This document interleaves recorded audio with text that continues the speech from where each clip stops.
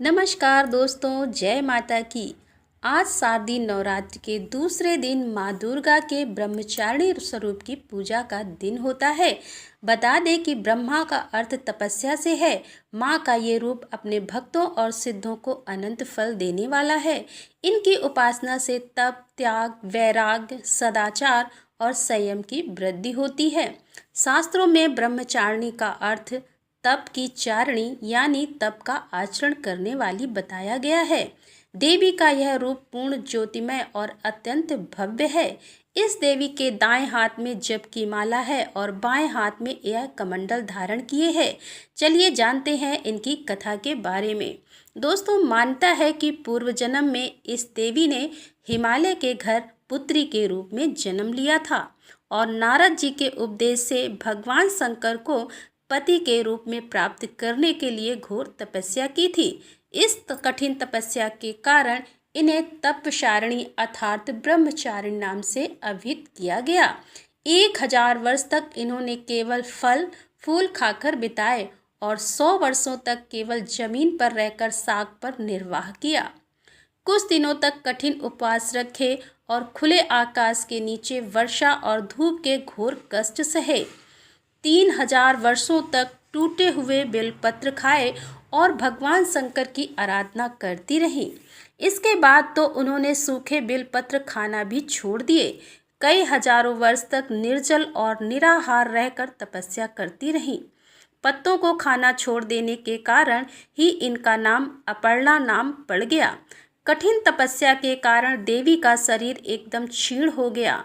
देवता, ऋषि, सिद्धगण, मुनि सभी ने ब्रह्मचारिणी की तपस्या को अभूतपूर्व पुण्यकृत बताया, सराहना की और कहा कि हे देवी, आज तक किसी ने इस तरह की कठोर तपस्या नहीं की। यह तुम्ही से ही संभव थी। तुम्हारी मनोकामना परिपूर्ण होगी और भगवान चंद्रमौली शिव जी तुम्हें पति के रूप में अवश्य मिलेंगे।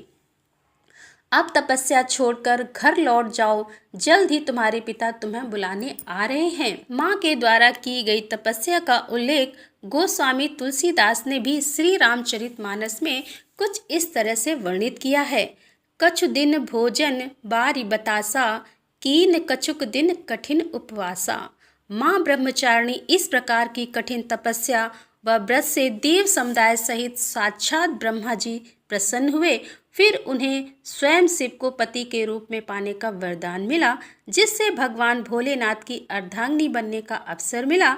इसीलिए इन्हें ब्रह्मचारिणी के नाम से पूजा जाता है। माँ ब्रह्मचारिणी देवी की कृपा से सर्व सिद्धि प्राप्त होती है। दुर्गा पूजा के दूसरे दिन देवी के इसी स्वरूप की उपासना की जाती है। माता ब्रह्मचारिणी की पूजा विधि। दोस्तों, ब्रह्मचारिणी माता की पूजा शास्त्रीय विधि के साथ की जाती है। शुद्धता के साथ पूजन करते हुए माँ को स्नान आदि करने के पश्चात अक्षत, रोली, चंदन, धूप, दीप चढ़ाना चाहिए। माँ ब्रह्मचारिणी की पूजा अर्चना में फूल का प्रयोग सदैव करना चाहिए। माता को अड़हुल का फूल व कमल बेहद प्रिय होते हैं, अतः इन फूलों की माला पहनानी चाहिए। अक्षत कुमकुम करने के बाद देवी को पंचामृत स्नान कराना चाहिए। दूध, दही, शक्कर, घृत व शहद से स्नान कराने के पश्चात वह देवी को प्रसाद अर्पित करना चाहिए। आचमन करने के बाद पान सुपारी भेंट कर इनकी प्रदक्षिणा करते हुए कलश देवता की पूजा करने से दोगुना फल मिलता है।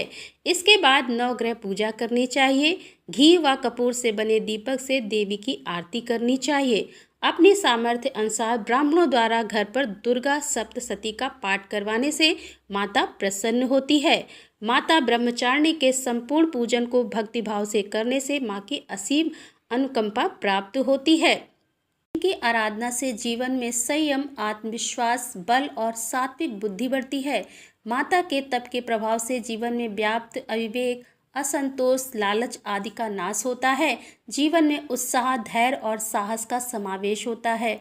मनुष्य कर्मठ बनता है, जिसके जीवन में अंधकार फैला हो और मुश्किल समय में धैर्य व साहस खोने वालों के लिए यह माँ का यह दूसरा ब्रह्मचारिणी स्वरूप दिव्य और अलौकिक प्रकाश लेकर आता है।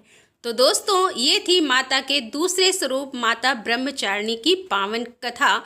दोस्तों, अगले दिन आपसे हम फिर मिलेंगे अगली कथा को लेकर। तब तक के लिए जय माता दी।